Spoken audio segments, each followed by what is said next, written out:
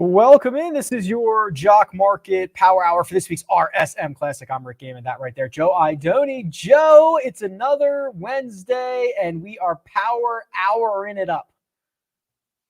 Yeah, buddy. Excited for another Power Hour, the final full field event for the year. So it's been quick. We'll have some news maybe at the end of the show. We'll drop some news here on the upcoming weeks and what we got planned, but excited to go through the next 45 minutes or so here with you. Yeah, absolutely. If you've just stumbled in here, this is your weekly Jock Market Power Hour. This is the most important time of a golf cash market because this is the IPO phase. And you can bid on shares of golfers if you are one of the high bidders for those shares right around 9 p.m. Eastern time tonight. Those shares are allocated back to you. And then we start the live market where you can buy and you can sell and you can short. But Joe, I mean, looking back at last week, I think Kokrak was in that sweet spot of $5.50 a share, something like that. Kramer Hickok was $2 a share last Wednesday. I can pull up the data here, but another week of fairly sizable returns. Absolutely, yeah. Right in that sweet spot, just like you mentioned, around the $5 mark. All of my guys, I had a rough go at it, Rick. All my guys seemed to go in the wrong direction. But as you can see there, right, $6, $2. Kevin Tway was a huge popper. Joel Damon, Martin Trainer with one of the lowest IPO prices of the year that actually had a shot down the stretch at this thing. So it was a wild week in Houston. Yeah, absolutely. If you want to enter to win $20 into the Jock Market, it is very, very simple to do. And I see that people are already doing it. Look at this. You guys know what you're doing. Make sure your Jock Market username is in the chat right now. Go ahead and comment. That'll get you entered in. We'll give out $20 on 5 different occasions. The first one coming up here shortly. And of course, if you have not deposited yet, go ahead and use the code POWER. That'll get you up to a $50 deposit bonus. And Joe, I mean, we talk about golf. We have some announcements of what's going to happen in future weeks, but I'm assuming most people are into other sports as well. We've got full-on NBA action going on. We've got NHL. There's football, of course. There's plenty of Jock Market to go around. Yeah, a ton of different contests. They've pretty much got every sport on the board covered now at this point. NFL, Monday night, Sunday night, midday slates, afternoon. So they've sort of got it all covered if you're into that kind of stuff. And obviously NBA is pretty much a daily thing at this point. So the full gamut, we're going to talk a little bit about golf, but plenty of fun to be had in any of the other sports as well.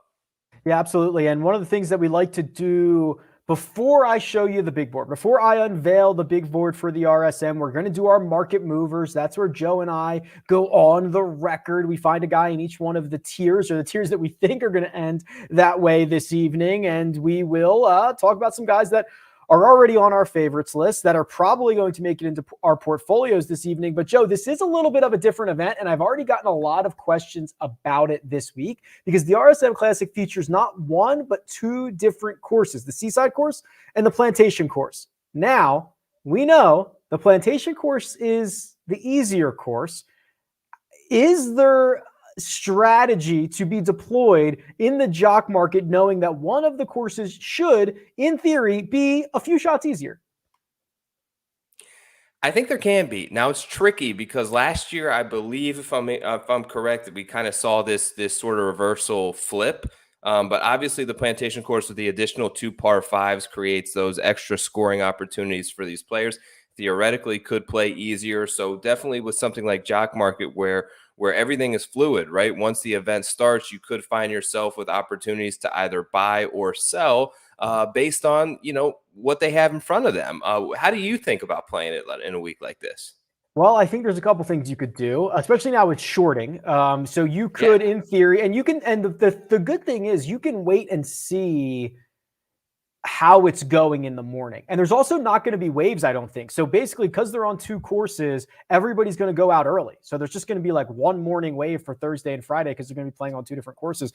You can see how that scoring's going. You could be buying shares of golfers, early that are going to be on the Plantation course, assuming that they are going to be moving up, and then you could sell them when they get to the Seaside course. You could see that conditions are really terrible. You could start shorting guys who are playing the harder course. I think it makes the cut line much more interesting because on Friday, that's what they're going to do. They're going to play one course on Thursday, one course on Friday. So if you're playing the easier course on Friday and you're outside the cut, I think there's probably some good strategic investments to be made for assuming they will move up into the cut line. And then the opposite, if you have guys who are maybe sitting on the current cut playing the seaside course, might be a little bit more difficult for them to make the cut. So I think there's a lot of different ways that you can probably attack this, Joe. Yeah, I agree. Totally great point there in terms of there isn't really necessarily an AM and PM wave, but to pay attention when your guys go off.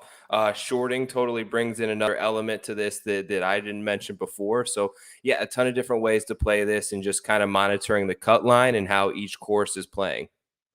Okay, I'm not going to reveal the big board just yet, but Joe and I are going to enter our market movers segment. This is where we pick one blue chip stock, one mid cap stock, one penny stock, and we make a case for them. So Joe, I think last week we started with the blue chippers. Let's start down in the penny stocks for this week. Our value golfers that we think could have a big move. Someone like a Martin Trainer last week, or a Kevin Tway, or a Kramer Hickok. Who do you got? How about someone like Denny McCarthy digging in that Denny dirt?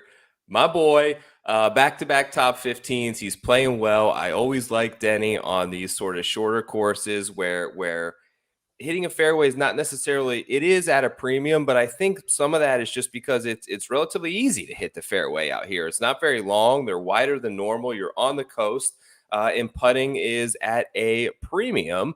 In any case, I like Denny McCarthy here. Should probably go in maybe the low $3 range. I think makes a good upside for some penny stocks. You can see basically since like mid-August there, he's had some definite pop performances. I think this is a course that kind of suits his strengths, and we could potentially see that again.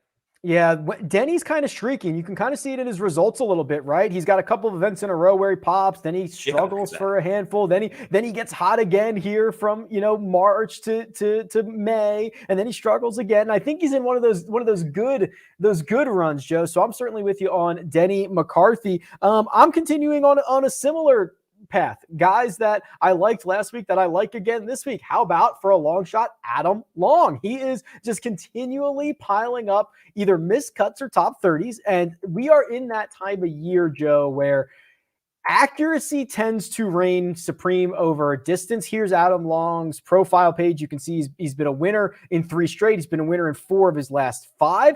You look back at what he did last week in Houston. He paid out $10 a share. He went for $4.20 last week. So we'll see what he does here in this full field event. But Adam Long will complement Denny McCarthy as our penny stocks for this evening. I like where we're headed here already.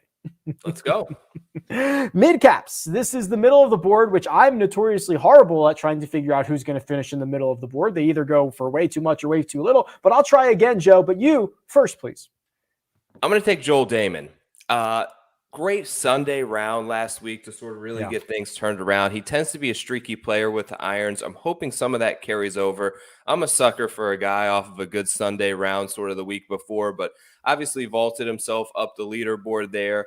I like this sort of course setup for him. I think that he could post some upside if you can get him in like the 550 to $6 mark. He's roughly around 60 to 1 on the odds board this week, 50 to 60 to 1, which is kind of right with that sweet spot where we saw a guy like Kokrak last week. I think he can compete. It's for a lot of these guys. This is an important week, right? The last week before this sort of de facto off season, even though we're in technically the middle of the season, they're all going to have a break here. I think they all want to play well sort of leading into this holiday hiatus. I look for Damon to have a strong performance this week. Yeah, they don't want to get around the Thanksgiving dinner table and have any regrets or have to talk about their, 6 missed cuts in a row. They want to bank some cash, be able to buy Christmas presents for the family. Absolutely. Joel Damon is Joe's mid-cap option. I'm going with someone that we've probably not spent too much oxygen on this year because he's coming off the Corn Ferry, and it's Alex Smalley. Look at these results. There's a couple of things that I think Smalley has going for him. One, he's played 8 cash markets. He has made you a profit in 6 of them. That's right, 6 of them in his career. Average ROI, nearly 40%. He's very well-rounded, Joe. And when you are well-rounded, there is not one specific skill set that you are relying on. There's not one thing that you're trying to overcome. He can just kind of work himself around the course. And there's I'm almost just embracing how little we know about him, that he might, if he's just going to continue to go for $3 a share or $4 a share every single week, I think there's plenty of money to be made there. So we'll find out. Love it. That leaves us with just the blue chippers, the boys at the top. And the boys at the top, Joe, they're going to be more expensive. Who are you willing to spend your hard-earned dollars on this evening? I like, and I'm going to closely monitor the price of the number 3 pre-ranked golfer this week, and it's Cameron Smith. He just has this ability to score that's somewhat unquantifiable. He's not excelling at anything right now. He's not that accurate off the tee, but as you can sort of see there, the finishes are great. Top 15s in like 4 of the last 6 starts here. So his performances have been really solid. His putting, right? He's totally flipped this thing. Like if you look throughout his career, Bermuda grass isn't the best surface for him. Actually, I think it ranks 3rd if you look through the longevity of his career. But recently, this guy's putted the lights out on Bermuda. Something has sort of changed for him. We know he had that round, I believe, in Memphis where he had like 18 putts in 18 holes where he set the PGA Tour record and lit the place on fire. But that's what this kid can do. I'm hoping that he does it this week. I like his ability if the conditions kind of get tough and familiarity with those Aussie wins. Yeah, Cam Smith, blue chip. Cam Smith, blue chip for Joe. I actually, he was on my short list. He was on my short list for blue chipper. So I'll go in a different direction here. I'll go with one, Cory Connors. That's right, the Canadian. A little bit of baby swag this week. Back in action for the first time in over a month. He has returned on average 27% ROI in his Jock market career. He's a winner in 16 of 28 markets, and he just kind of lives in that top 20. And a lot of times it is well worth it because his IPO price is, in my opinion, never as high as it should be. So let me recap here. Up at the top, Cory Connors, Cam Smith, Alex Smalley, Joel Damon in the middle, and down at the bottom, your penny stocks, Denny and Adam Long. Ooh, I think we got ourselves a portfolio here, Joe. Spicy, buddy. Let's see where these guys shake out over the next 30 here. All right. Well, as I prepare to show you the big board, I'm going to give away a little bit of money. So the first $20 to Jock Market is going to go to Chris Auger, the Og. It's got to be Og. The Og, congratulations, $20 coming your way. That will be credited in your account in 1 to 1,000 business days, so bear with us. And if you want to be like Chris, go ahead and drop your Jock Market username in the chat right now because I've got $80 more to give away. Joe, before I unveil the big board to you, before I show you how it is shaping up right now at 8:28 p.m. Eastern time, who do you think is going to be the most expensive golfer come about 8:59 p.m.? Oh, I think it might be Scotty, but I think Cam Smith is going to be right there. Real quick note on that $20 there, Augie. It can go a long, long way. I see somebody drops a comment in the chat that we gave him $20 a couple of weeks ago. He's got it up over 1,000 in the beginning. We've seen Austin kind of do this famously. So that money will be in your account very shortly. There you see it. Very cool to see things like that. We love to see that, how far $20 can go. And good luck and spend it wisely. Yeah, so Gabriel says, just a quick shout out, won the giveaway a few weeks back, and I've parlayed that into close to $1,000 in bankroll. I mean, what world are we living in? And then he says, it's cool to pick me again. Yeah, I bet you would like that, Gabriel. Start over, run it back up another $980. Congratulations. Hey, these are real deal testimonials here. I promise we didn't pay Gabe off before the show. This happens. People are doing it, baby. It's happening. All right, so the big board. It's about time. Let me show you who's at the top. And how about this, Joe?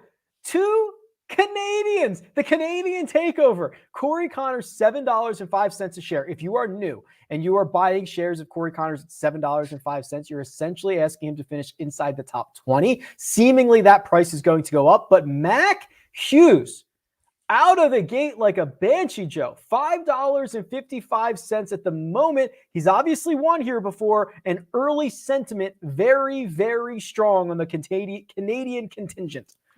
You know, it's not only the Canadian contingent. I'm going to take a little credit here because they both went to my alma mater, Kent State University. I got a bunch of my old boys from college on the Jock Market. we're all big fans of Cory and Mac Hughes, and Taylor Pendrith went to Kent State as well in with that class. So I think my boys are active tonight in the market. This is the Kent State bump. That's what we're saying here. That's what we're saying here. Wow, you love to see it. Love to see it. Yeah, this is Mac Hughes is generally a short game specialist, but on some of these shorter courses, we've seen him get hot. Obviously, he's won this event before. Right behind the rest of the $5 range, Russell Henley, who had another great week last week. You can't say it wasn't a great week when he finished T7. He had a couple of opportunities, Joe, that if things go his way or go a little bit differently, maybe he's the one hoisting a trophy last week. And then Mito Pereira seems to be catching steam as usual, $5. And that man right there, your blue chipper. Oh, look at that mullet. Cam Smith, $5 a share. He will certainly not end there this evening. No, he certainly won't. He's probably going to cross $8, maybe $9. So we'll see his bump. We'll see Scotty come roaring up the board. We'll see Louis make a run as well, I imagine. But yeah, interesting how this thing's shaking out. One thing to point out about this event in particular is it's a little bit, it could be long shot season tonight, because at this event last year, I believe we saw the biggest bump of the season from IPO price to winning. Oh, you Robert might be right Streb about was that. $1.60 on the IPO here last year. Obviously won the event, closed at that $25 payout. I think that's the highest ROI of the season in a single event. So pretty cool. And we saw a bunch of other huge jumps actually at this thing last year. So with it being a short course, with the two courses in play, I think that it may be a decent strategy to scoop up some bottom feeders this week and see how they can do. Robert Streb's victory at the RSM Classic last season was not only the best ROI of the year, Joe, it was the best ROI in jock market history ever since we've been doing this. What, a year and a half at this point? $1.60 in the IPO, the full $25 a share payout. Some other ones that you might remember: Brian Gay, $2.15 to $25. Look at Martin Trader. That was just last week.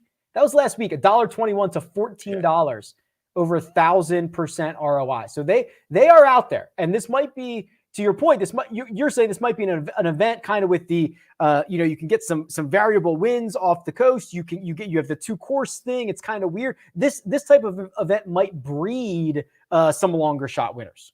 Yeah, anytime you kind of open this thing up and put 130 of the best players in the world on a 7,000-yard golf course that's relatively scoreable, it brings these Robert Strebs into play. And Andrew Landry popped here last year. Bern Wiesberger, like we saw, Kyle Stanley, Camillo. Like it brings these kind of guys into play. A lot of the Korn Ferry guys that I know you've already mentioned, one of them, that are familiar to going out and shooting low scores and making a lot of birdies. Of course, that we expect the names at the top to play well, but I think this is not the week to sort of disregard some of those long shots way down the list. Okay, before I go back to the big board here, actually, I'm going to go back to the big board, but what I'm going to do is I'm actually going to sort this by the pre-rank. So if you're not familiar, the pre-rank, especially in golf, very, very, very important, because that's what breaks ties. And in golf, you tend to get a lot of ties. So if you've got 5 guys tied for third, it will go in order of the pre-rank for who gets what share. So it's important to note the pre-rank. And I've got my eye on a couple of guys who are way too cheap right now at $8.34, 8:34 p.m. Geez, 8:34 p.m., Joe. Louis Oosthuizen, the number one pre-ranked golfer, wins all ties. He's $3.01. We haven't seen him in a while, so I want to get your thoughts on old Louis. And then Scotty Scheffler, who we've seen plenty of and who we have seen play great, is $2 a share. That is certainly going to skyrocket over the course of the next 20 minutes or so. Yeah, it was funny because I would have felt like I liked the setup last week at a much longer, more difficult test for Scotty a lot more. But they mentioned something on the coverage that I found pretty shocking, that he's just not good from like 200 yards plus, that his strength is really the wedge play. So maybe this is a sort of better course fit for him. Louis, I don't necessarily have concerns about, but we just haven't seen a whole lot of him. And I worry about the time off, and he's getting to that point in his career where you just wonder if he kind of goes through ebbs and flows in terms of really grinding on the range and working at it. So there are some underlying concerns with Louis for me. Webb is another guy that's intriguing to me this week. Obviously did not have a good year last year, but he's one of those guys, Webb, where you just kind of plug him and play him on Webb Simpson courses. And this is one of those, right? Oh, yeah, it's one of them. I mean, it is. Yeah, I was hoping we were going to get kind of a discount on Webb this week. Never happened. Let me tell you that for free. It never happened. But yeah, this is one of the 4 or 5 really good spots for Weber. Let me give away a little more cash. This one goes to the Clean Slate 77. Why can't I click your name? There we go. Nick, congratulations. You are on the board, my friend. We are going to send $20 to your Jock Market account. If you want to be like Nick, and Nick's very cool. If you want to be like Nick, go ahead and drop your Jock Market username in the chat right now. That will get you entered into a draw to win $20. I've got 60 more to give away, so we'll continue to do this as the night goes on. Joe, let me give this a little bit of a refresh here. And, you're talking about some concerns about Louis Oosthuizen specifically, maybe some concerns about Webb Simpson. I assume you have a target price on these golfers that you have somehow calculated via your risk tolerance, what you think they might be going for this evening. Yeah. I try to do that with every guy. I'm a little more honed in at the top of the board, and some of the guys at the bottom, I will just sort of let fall in the price points that I have from a previous week based on how that I rank them. But yeah, Louis is a guy that oh man, I want to get there, and if the price is right, I have no problem with it. But yeah, have some concerns there.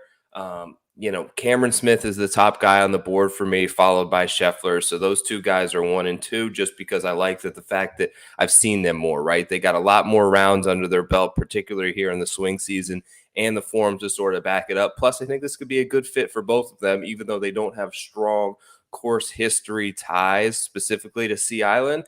I think they're playing the best. Russell Henley is another guy that I have a lot higher than 9th on my board. He's playing great, and he should have won the Wyndham, which I think is a good comp here. We all know that. And I just think he's got it going right now, particularly with the wedges. And if he can stick it close and nail enough putts, we know that he can contend at a place like this.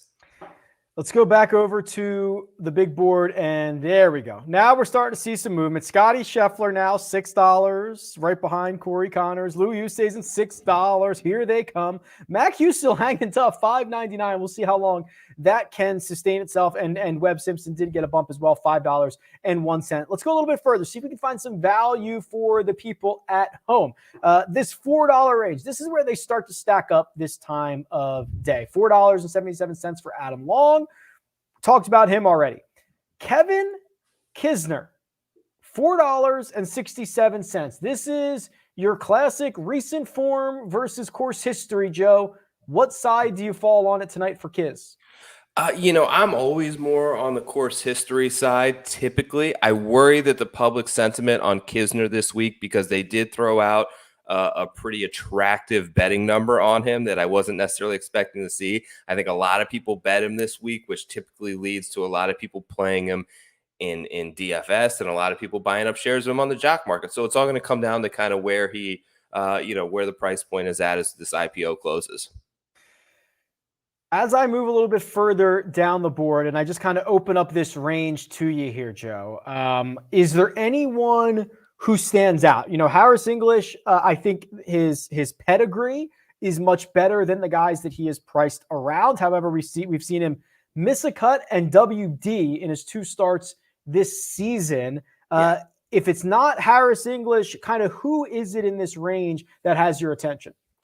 How about Taylor Gooch? I think he's way too cheap right now. I think that his betting price is too cheap this week. The guy's been playing fantastic. He did not have necessarily a great weekend at the Houston Open, but had massive returns, and it looks like 4 previous starts before that, over basically doubling your money every time that you played him. He's just striping it right now, and it's like, I wrote this up in one of the pieces I did earlier this week, but golf is fickle, man. It's one of those things where you can't expect to just have these solid ball striking performances for a year straight, right? Unless you're Colin Morikawa, unless you're John Rahm, unless you're Jay. Like these guys, it comes and goes. Like I feel like there's a little, not necessarily added pressure on Gooch, but he's got to feel this, let's go do it, right? I'm playing great right now. This is basically the last event that I can do it this year. Who knows where the form will be at in January and early February? Let's capitalize on this opportunity. Let's capitalize on this form, and let's see if we can go out there and give it my best shot to win this thing. It is not lost on me that Gooch was the first round leader last week. Don't forget that. And then when they started getting into the weird, like, oh, finish your second round on Saturday, and just when everything got all pushed back, it did not go so well for Gooch after that. But you can see I'm showing his profile right now, and it's absolutely outstanding. And he's $2.36 at last refresh, by the way. So I'm going to give this another refresh, but that is much too low for one Taylor Gooch. Joe, as you kind of assess this board, there are guys that you kind of mentioned, like that last hurrah for the year. I think that might be a thing. You know, there are certainly guys who are in the midst of a really good stretch of golf that don't want to stop playing, but this is the last full field event. I think Gooch is a really good example of that. Aaron Rye, I think, is someone who's starting to get into that form. Is there anybody else that I'm not thinking of that kind of fits that mold? I think there are a couple of guys. Let me kind of look down here and just kind of, I mean, Seamus Power's playing great right now as well. Just guys that have stacked together decent little fall swings in terms of the form and the iron play. This sort of mid-tier PGA Tour player that I think needs to capitalize on striking it great and have a good putting week and take advantage of it. Like I used to do, Rick, when I played lacrosse, I used to do all summer long camps for this company where we would teach kids how to play. And it was like a world tour, right? We were all the way up the East Coast, West Coast, every week in a different place. And the best camp we did every year was the last one because you had so much energy. You're looking forward to a little time off, but you literally give it your best effort because you know it's going to be the last one in a while. Sometimes you get stuck in the middle and sort of this mundane, middle of the PGA Tour season grind, but I think that there will be an extra little energy level for a lot of these guys this week, particularly the ones that are playing real well, to go out there and let's have a good finish to send it off into the holidays. All right, I can dig that a little bit. As I refresh the big board, make sure that your Jock Market username is in the chat. That'll get you entered into a draw. I've got $60 more to give away this evening. The name that stands out to me right now at 8:43, and remember that this IPO is going to close a little bit before 9 o'clock. Joaquin Niemann, $4.44. It's not been a great stretch of golf for Niemann outside of the fifth place finish at Mayakoba, but a lot of it, Joe, has been the putter. He's been struggling on the greens, which is really that's pretty much against his DNA. He's a much better putter than that. I'm waiting for the moment that this flips. He gets back to being a top 15 putter like he was last year, and he goes out and finishes top 4. Yeah, he burned me a little bit last week. I thought I got him in on a great price. I think like in the high $6 range, and he just didn't play well. But yeah, like so much talent level for Joaquin, so much ability and natural talent that I think he's got a leg up on 95% of the field if he can just catch a little form. You mentioned that a lot of it has come down to the putter, so we'll see if he can kind of get that turned around here in Sea Island. Lots of steam for Luke List this week, $4.01. We're seeing Denny McCarthy at $3.70 and Danny Lee just 8 cents ahead, $3.78. Are any of these three interesting to you? Danny Lee, I mean, his last 2 starts have been phenomenal. Everything before that has been pretty terrible. But Danny Lee, Denny McCarthy, or Luke List living down here in this $4 range or a little bit lower? Luke List is so intriguing, man, as he always is. Like when you look at the numbers, and I saw you put it out in the sort of email blast that you send, 13 strokes gained tee to green. Like how I don't think that happens very often. And like he was able to do that. He lost almost 6 strokes putting, and he was 6 strokes back, right, of Kokrak. Like if he putted even to the field, he would have found himself in a playoff last week. It's unusual you can lose 6 strokes putting and still finish 11th on a PGA Tour tournament. That just kind of speaks to how good the tee to green game and the ball striking is right now. You just have to think like hole a couple, right? Chip in 1 or 2 times, like something go right for Luke List, and all the other parts of his game are clicking right now at such a high degree. It feels like he could make a run here. He's basically been a zero ROI, a neutral, basically just below, zero player in his jock market career, but he's only gained in 9 of 31. And you can see it here. When things go right, they go very right for Luke List. $9 a share, $7.75, $12, $14, $11, $9.50. So like if you are able to time that, and I'm not sure it's possible, Joe. I can't figure this guy out ever, but like that to me is the profile of a golfer that I don't want to be invested in long term, but I want to be invested in kind of some weeks. I want some exposure to that. Yeah, you see, he kind of did it last week, and he doesn't have a great history of going back to back. Not so 2 in a row. Like it's all about like how risk averse you really want to be, and how much you in this to gamble, and how much do you want sort of a safe sort of portfolio builder. He's probably not that guy. He's definitely more risky. You see a ton of missed cuts in there, so you're going to $1 quite a bit. But when he does make that cut, and when he does play well, the upside is certainly there. Danny Lee has had a great couple performances. Denny, I think, has been the most consistent of late of those guys. He's had a bunch of top 30s here and a little bit of a run. But yeah, I think this is a nice range to sort of live in if you want some upside at a tournament like this. All right, here's the second page, and this is what we were referring to. This event can kind of breed some of these longer shots. So I see a page of, Taylor Pendrith and Sam Ryder and Roger Sloan, and maybe it's Kierdat's week. Are there any of these really cheap options, Joe, that you are going to be taking flyers on this evening? Yeah, I think I'm looking at ball strikers, right? I think David Lipsky makes a little bit of sense. I think Doc could even make a little bit of sense this week. I know there's really nothing pointing it there with form, but he seemed to always sort of play well in this sort of region historically throughout his career. And he's such a good ball striker when he's on that I think that he could pop. Pendrith is another guy that we saw leading, I believe, either the Bermuda or Mayakoba. He was leading one of those after 2 days and was red hot. So you look for guys from the Korn Ferry Tour like that who have had a solid performance that they can kind of lean on and give them a little bit of confidence. Like, hey, I stepped my game up to the PGA Tour. I can do this, right? I just got to put it together for sort of 4 straight days, which is obviously the most difficult part. But I think anytime that they can see their name at the top of a PGA Tour leaderboard in weeks prior, it gives them that extra little bit of confidence boost.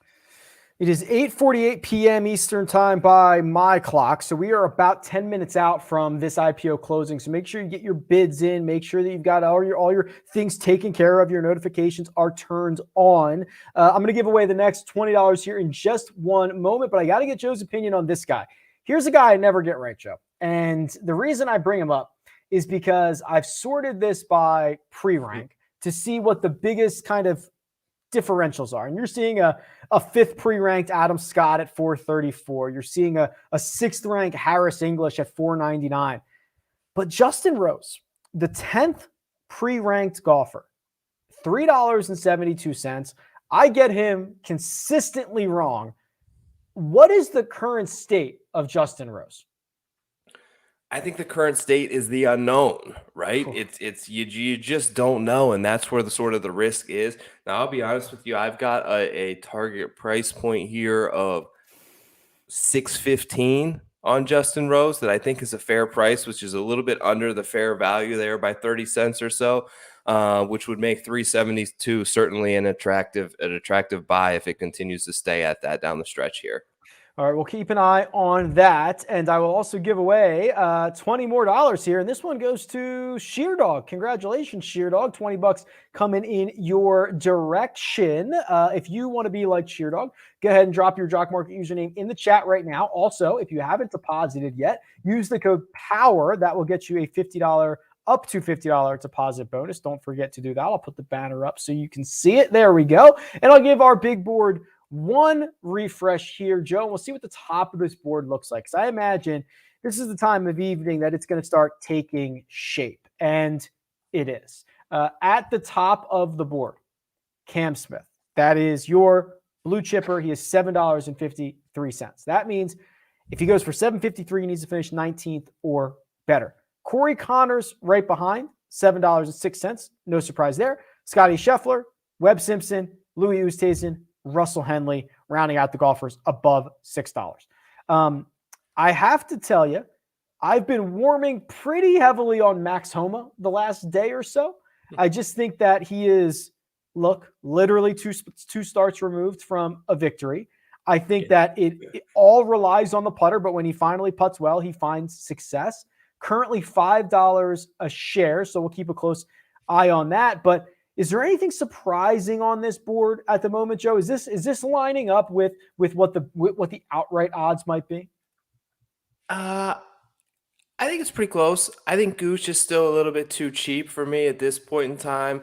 Homa I like too, man. It's like not too many guys can have 3 wins under their belt basically in the last like 2.5 years. And he's one of those guys. So he's shown the ability to show up at tournaments, big field tournaments, and win.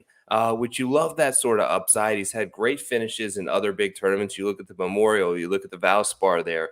So yeah, I love Homa's upside. The wedge play from basically like 100 to 150 yards has been really sort of dialed in for him. Like you mentioned, it all kind of hinges on the putter for him a little bit. I mean, in terms of surprises, a little surprised at Harris English's number. I bet Harris English this week. I just think he's got a good bit of upside there. I think there was a little bit of rust coming off of the Ryder Cup where he withdrew and just wasn't feeling it for a couple of weeks there. But I think that upside is there. Adam Scott's another one that just looks way too far down this board to me. Right now he's 444. He's about like the 25th guy down your list. You know, he was in that playoff at the shorter Wyndham not too long ago. Just talent and ball striking and ability. Like sometimes you just have to take that and gobble up a good number on him. Yeah, the biggest discrepancies between outright number and jock market price are Alex Noren and Adam Scott. You mentioned that they're like 25th in the pricing right now. They are, depending on where you look, the basically 8th and 9th shortest odds. So those would be the guys that are either going to catch steam here in the next 6 or 7 minutes, or they'll be values, Joe. That's what we'll see. Yeah. He's lower than a lot of guys right now that I think he's going to make that pass on over the next 5 minutes, but we'll see how it shakes out. I like him. Now, we are getting to the time of night where we bid Joe adieu. We say, Joe, go get it. We're about 4 or 5 minutes out from this IPO phase closing. And Joe, you mentioned last week in your portfolio, sometimes there's good weeks, sometimes there's bad weeks. I think I probably have a bigger betting card than most weeks, just because I think there's a lot of I'm living in the 80s and 90s and 100s, and I'm okay with that. Are you going to kind of adjust the size of your portfolio for this evening? Similar to kind of what you mentioned with the betting card, I'm in the same boat in a lot of aspects there, where I'm just kind of throwing some darts in sort of the triple digit range of guys that I really think can have a chance here. When you look at historically the guys who have played well in win rates, you see that, right? You've kind of seen that bear out over the year. So I'm going to take some shots sort of down in the cheaper range this week, but definitely if I see, an elite player like Adam Scott hanging out in the mid $4 range, I won't be shy on buying some shares. All right. Well, don't be shy. Go get it. Go have some fun. Joe is going to build his portfolio. I'm going to take you the rest of the way here. It is 8:54 p.m. Eastern time. When we get to 8:57, a 90-second window is going to open up. Then inside that 90-second window, this IPO phase can close at any moment. So maybe it's 8:57, maybe it's 8:58, maybe it's 8:59. Who knows? 90-second window. That's how this works. So I'm going to refresh the big board, and I'm going to talk you through the rest of this. Make sure your Jock Market username is in the chat. I've got $40 more to give away.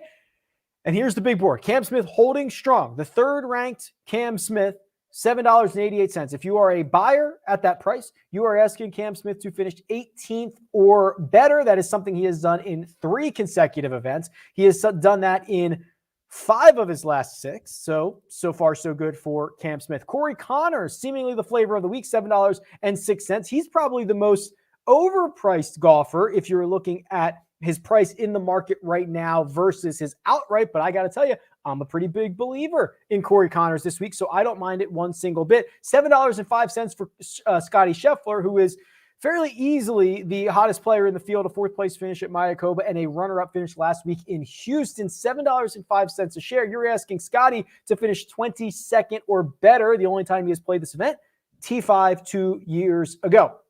Catching steam on Webb Simpson, who is now the fourth ranked golfer and fourth most expensive golfer, $6.60 a share. If you're a buyer of Webb at $6.60, you're asking him to finish 24th or better, something he has made a habit out of here at the RSM Classic with Louis Oosthuizen, your number one pre-ranked golfer. Number one. Nobody breaks a tie over Louis Oosthuizen, $6.55 at the moment, with Russell Hemley right behind, $6.35. Those are the only golfers in the $6 range, but I'm going to give this a little bit of a refresh here because by my clock, it is 8:56. We are about to enter that 90-second window here very, very shortly. So we might have about 2 minutes or so left in this Jock Market IPO, and we're seeing some movement. That's right. Scotty Scheffler has overtaken Cory Connors as the second most expensive golfer, and I think we're going to see this continue to climb. There's a chance, maybe not that expensive, but there's a chance that we get one of the highest prices on Scotty Scheffler this evening. He was $8.55 last week. We'll see if he beats that. Webb Simpson has crossed over into the $7 mark, but we're still seeing a ton of value when you compare the odds for outrights to the price in the Jock Market right now. Adam Scott, Alex Noren continue to be the most mispriced golfers. I'm pretty partial to Max Homa and Taylor Gooch. They're $522 and $544 respectively. And we're seeing just a little bit of movement on Joaquin Niemann at $5.44. If you were an investor in Joaquin last week, he lost you money. The week before, he made you quite a bit. All right, we're in that window. We are in that window right now. It is 8:57. JG Funk is in the chat saying, wow, this is nuts going so fast now. Oh, baby. Don't let him get you, Joe. Don't let him get you, brother. Is he coming for me? He's coming for you. We are in that window, 90 seconds. This thing can close at any moment, so I'm going to give the big board a refresh. And here we go. It is moving fast. Two golfers have cracked through the $8 mark. Scotty Scheffler, now your most expensive golfer on the slate, $8.02. Louis Oosthuizen, seemingly a month off, and no one seems to care. $8.01. He's the second most expensive golfer, with Cam Smith and Cory Connors rounding out 3 and 4. Joaquin Niemann has gone through the $6 mark. Adam Scott has gotten through $5.51. I'm not seeing much movement below that. Still, the Kevin Kisner situation is very, very telling. $4.88 for a guy who has dominated at the RSM Classic. That is asking him to finish 37th or so for Kevin Kisner, who is obviously not in great form, just a handful of starts removed from his win at the Wyndham Championship, and of course has dominated at this event. That might be telling about ownership numbers come lock on Thursday morning, because the Jock Market tends to be a bit more predictive. 8:58 by my clock. We are dead in this window, 90 seconds, and it can close at any time. We've probably already used about 45 of it. Scotty Scheffler continues to climb. He has now tied the price that he was last week at the Houston Open, $8.55. He is going to surpass that, I assume, and he's going to be the most expensive that he has been since the AT&T Byron Nelson. We're going to see that from Scotty Scheffler this evening. Pretty good deal on Russell Henley at the moment. It was only $6.51 last week, $6.63 at the moment. He's a top 10 pre-ranked golfer. Guy in the chat is begging for this to end. Please end. End now. Please get off the chat and get back into your Jock Market, Guy. What are you doing? You can't be over here. I'm going to give this big board a refresh, because I've got 8:59. We've got ourselves a very late close here. So it's going to be closing at any second, but we are still live. And we have 4 different golfers who have cracked through the $8 mark. Scotty Scheffler, Cam Smith is now number 2. Webb Simpson says hello, number 3. And Louis Oosthuizen at 8:05. So 4 different golfers across the $8 mark. Only one living in the 7s. That's Cory Connors. And they're just piling up behind in the $6 range. A few movements. Is that it? Shut it down. Shut it down. It's over. IPO is closed. IPO is closed. I hope you late got your close. bids in. Very late. 2 in a row, I believe. Is it not? Yeah, it is. All right. So here's what we're going to do. We're going to let the dust settle. Let us know who you got in the chat. Let us know who you got. We're going to let our big board refresh. We're going to let Joe's golfers move over. We're going to see what his portfolio looks like. But Joe, seemed like kind of a flurry there towards the end.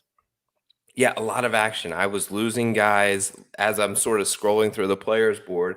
I'm getting the notifications left and right that I'm losing the guys with my current bids on. So it was a little bit of a flurry. I lost a couple of guys to the top, but we'll see how this thing shifts over and how I did. But I definitely kind of went along with my initial strategy of scooping some guys in the lower items.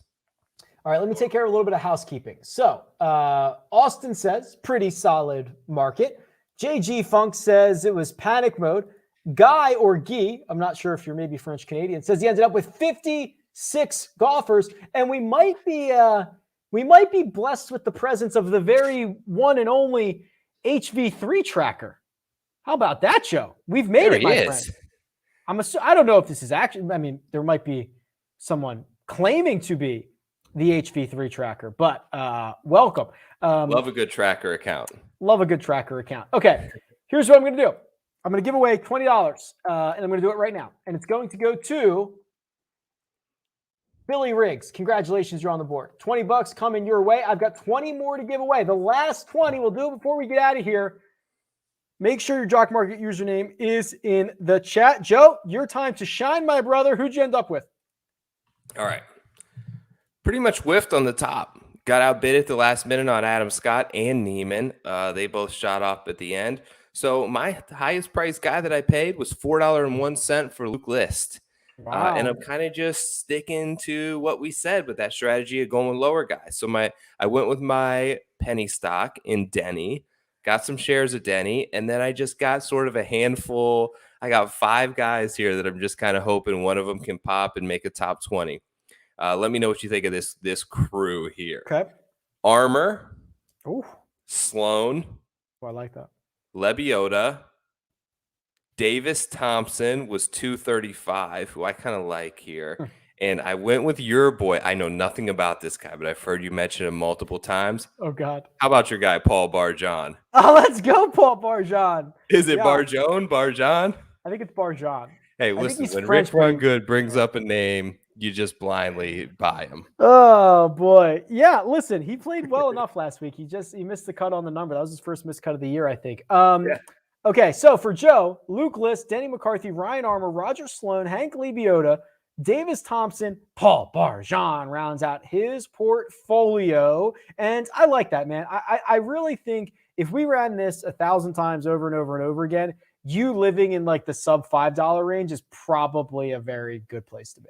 Yeah, I mean, of course, we could come and see Scotty or Cam or Louie win this thing. But yeah, I think more times than not, these guys in the $2-3 range have more of an opportunity at the RSM Classic than they will come at Riviera or something like that, where you pretty much know that they're not going to win. Yeah, absolutely. All right, let's go over to the big board here and look at the final numbers. Scotty Scheffler did indeed end up going as the most expensive golf for $8.88. That's the most expensive that he's been since AT&T Byron Nelson, where he was $9.99. I do not remember that, but that was his price that week. Probably no surprise here, Joe. He's the hottest player. He's playing 3 weeks in a row. That tends to be a good thing. He's played well enough when he's played here before. This was the favorite to be the most expensive golfer this evening. Let me ask you about a narrative that I've been hearing and seeing if you kind of buy into it. Scotty Sundays. I've heard this brought up by a couple of people, and he just hasn't played well. Do you think that is it just the craziness and the variance that is golf, or do you think that there's something, a pressure thing that's getting to him a little bit? Because he, going into that back nine, he was a heavy favorite to win that tournament, and he really didn't even finish with a chance down 16, 17, 18. It came and went very quickly for him. So without going back and looking at all of his Sunday contentions, I'll speak for last week. Last week was the back nine was a lot harder. There were bogeys to be made out there. What Kokrak did, I think it was 13, 14, 15, 16, birdied them all. Yeah. That 4-hole stretch, he gains 6 strokes on the field. I mean, yes. It was bonkers, right? He birdied the hardest hole. So I'm kind of okay with last week, and especially because there was a time right before they got to the turn, there was 11 guys tied for the lead or one shot back. It was just, you're right. It was just crazy. But no, I don't know. He's going to keep putting himself there. I don't know. I don't know if it's a thing or not, but he's going to be just fine. Best player in the world without a win, though, right? Confirmed? Oh, definitely confirmed. The fun question is, if it's not Scotty, who is it? I think that's the more fun question. I think it's Fitzpatrick. I think it's Fitzpatrick. OWGR has to be. Yeah. I like a weird one that I like, and he had a terrible year, but going back, like Fleetwood has just seemingly been very close and been on the cusp for a while, and we've been expecting it. Like we've seen him, and we've been betting Fleetwood at 25, 30 to 1, it feels like, for a couple of years. Had a terrible last season, but I think he's another guy I would maybe throw in the ring of longevity over the last 4 years or so, guys who have been really solid and good, who just have never gotten it done. I think Fleetwood is like the best resume who's never won on the PGA Tour, like as of right now. But like Fleetwood versus Fitzpatrick, like if they played a matchup, like I would just Fitz is way better right now. Yeah, the resume of Fleetwood's so much better. Okay. What else do we have here? Cam Smith, 826. No surprise there. Webb Simpson, 811, man. I was really wrongfully so, I guess, hoping for a discount on Webb this week because of that year that he had, Joe. And it's just like odds makers came out and said, nope, you're not going to get it. The jock market said, nope, you're not going to get it. Like I'm bullish on Webb, but man, I really thought I was going to get a deal on him. People have kind of become hip to this whole, like, we'll play Webb at Webb courses thing, right? It really never turns out wrong. That's the thing. It's like he's always supreme chalk, a ridiculous price at the Wyndham when he shows up every year, and he continues to perform there and gain a ton of strokes. Even when he's in bad form, he seems to show up to his places and be able to put together good performances. This sort of conundrum that I feel just under $7, and I'm a little shocked by the price point on English and Henley.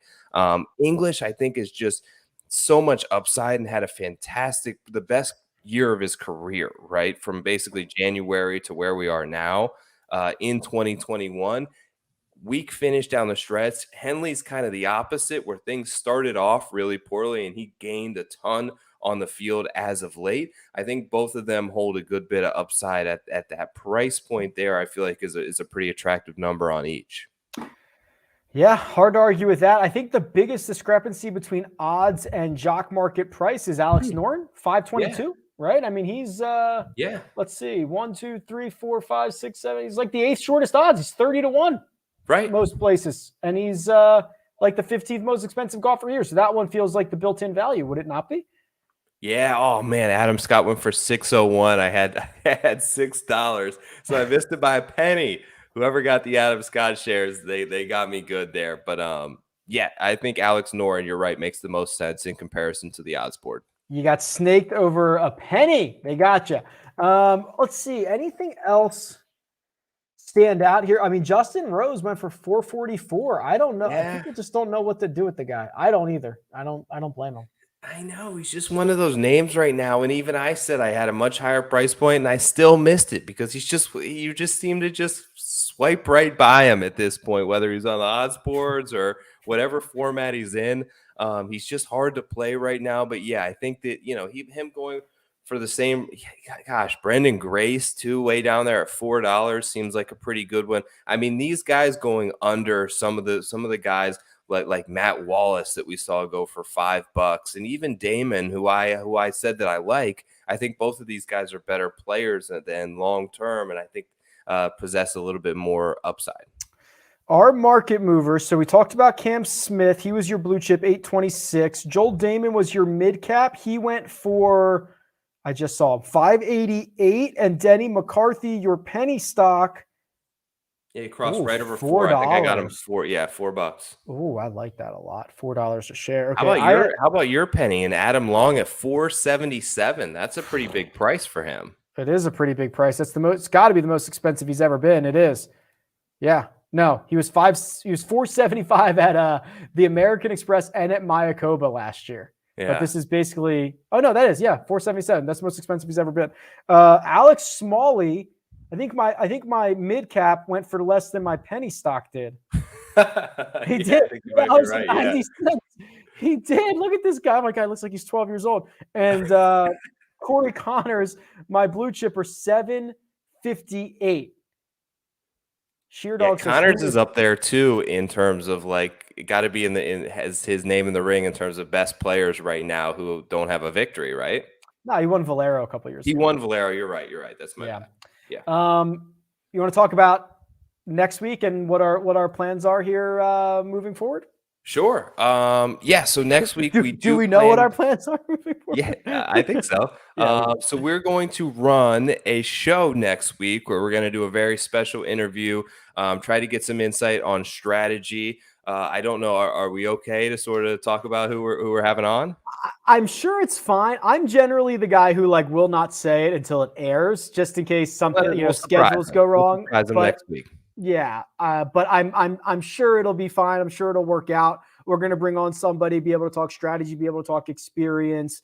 It'll be fun. It'll be a blast. It'll run at same time, 8:15 p.m. Eastern time on Wednesday, Joe. Yep. And then exciting news that we did get confirmation and we sort of went to bat for and got this pushed through today. There will be a Jock Market open market IPO for the Hero World Challenge, which is going to be a ton of fun. I believe that there's either 19 or 20 players in the fields. I thought it was 18. Maybe they increased it a little bit, but it used to always be 18. It's going to be so different. What they're going to do is essentially sort of lay out the payout structure similar to what they do a la the Tour Championship when there was 30s. I'm sure there will be some sort of minor adjustment there, but it will be a very fun, different way to play with only 18, 19 guys in the field. I'm sure it's going to really throw a wrinkle in some of your data here from an IPO price point standpoint. But it should be a ton of fun, and we'll be happy to sort of be with you guys there in December. Yeah, and then we're going to try to figure out so that'll leave us with like 3 weeks, I think, that there will not be PGA Tour events. So we'll maybe, I don't know if we'll take the time off or if we'll figure something out. But if anybody has any ideas, obviously our Menchies are open or our emails are open. You can hit us up and let us know what you think. Yeah, guys. Awesome time doing this show basically since January last year. I can't believe that it's been a full year, and to see the amount of sort of friends that we've made here in the chat and the amount of money we've given away and the amount of people that have turned $20 into 1,000. So very cool to see. We appreciate all you guys. We're excited to sort of put a cap on this season and see what 2022, that sounds weird to say, but 2022, what's in store. Same time, same place next week. It will not be live, but there will be something for you. You can follow Joe on Twitter at TourPicks. You can follow me at RickRunGood. This has been your Jock Market Power Hour for this week's RSM Classic. Good luck.